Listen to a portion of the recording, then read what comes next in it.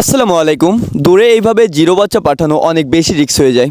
আপনারা অনেকেই জানেন আমরা আমাদের খামারে ইনকিউবেটরের মাধ্যমে বাচ্চা উৎপাদন করে থাকি এবং সেই বাচ্চাটা আপনাদের মাঝে সেল করে থাকি। আর জিরো বাচ্চার প্রচুর পরিমাণ চাহিদা থাকার কারণে আমাদের খামার থেকে প্রতিনিয়ত জিরো বাচ্চাটাই সেল হয়ে যাচ্ছে। জিরো বাচ্চা বহনের জন্য যে কেয়ারিং ঝুড়িটা লাগে সেই ঝুড়িটা আমাদের কাছে না থাকায় আমরা বিস্কিটের কার্টন, ওষুধের কার্টন এইগুলো জিরো বাচ্চা দিয়ে থাকি।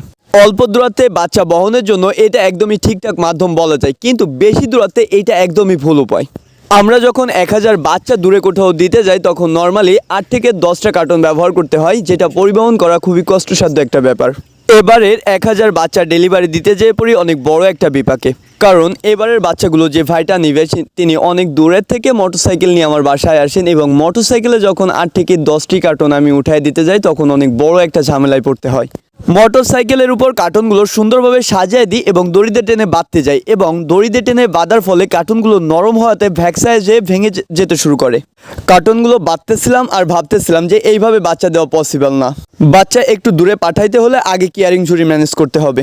যেই ভাবনার সেই কাজ। ওনারা বাচ্চা নিয়ে গেছে আগের দিন রাত্রে এবং আমি পরের দিন সকালে উঠে আগে যাই কেয়ারিং ঝুড়ির ব্যবস্থা করতে। আমাদের এখানে আশেপাশে কোথাও বাচ্চা নেওয়ার জন্য বা বাচ্চা ডেলিভারির জন্য যে গোল ঝুড়িগুলো পাওয়া যায়, কালো গোল যে ঝুড়িগুলো, ফুটো ফুটো যে ঝুড়িগুলো পাওয়া যায়, ওইটা আমাদের এখানে অ্যাভেলেবেল না। এই জন্য ফলের যে ক্যারেটটা আছে এই ক্যারেটটা আমরা পরিবহনের জন্য নিয়ে আসি। ফলের ক্যারেটটা আনার জন্য আমি চলে যাই ফয়লা বাজার বাস স্ট্যান্ডের ওইখানে একটা ভাইয়ের থেকে আমি এর আগেও কয়েকবার এই ফলের ক্যারেটগুলো আনছি। তো ওই ভাইটার কাছ থেকে আমি যাই, যে ওইখানে যতগুলো ক্যারেট ছিল, ফলের যতগুলো ক্যারেট ছিল সবগুলো ক্যারেটই আমি নিয়ে আসি। এবং ওইখানে ক্যারেটগুলো আমি যখন বাঁধতেছিলাম তখন আমি ভিডিও করার চেষ্টা করছিলাম, এবং ক্যারেটগুলো বাঁধতে যেয়ে দেখি যে ফয়লা বাজার ওইখানে স্ট্যান্ডের উপর মানে মোড়ের উপর ওইখানে দেখেন একটা দাড়িপাল্লা ঝুলানো আছে। দাড়িপাল্লাটা আমার কাছে বেশ ভালো লাগলো, এই জন্য ভিডিও করে রাখার চেষ্টা করছি। তো ওইখান থেকে ক্যারেটগুলো নিয়ে আমি চলে আসি ব্রিজের উপর। ফয়লা যে ব্রিজটা আছে, মানে ফয়লার থেকে ভিতরে ঢুকতে যে ব্রিজটা আছে, গরুরহাটের পাশে যে ব্রিজটা, ওই ব্রিজটার উপর আসি। ওইখানে একটা মামা হচ্ছে 12 ভাজা এবং বাদাম বিক্রি করেন। তো ওইখান থেকে কিছু 12 ভাজা ও বাদাম নিলাম।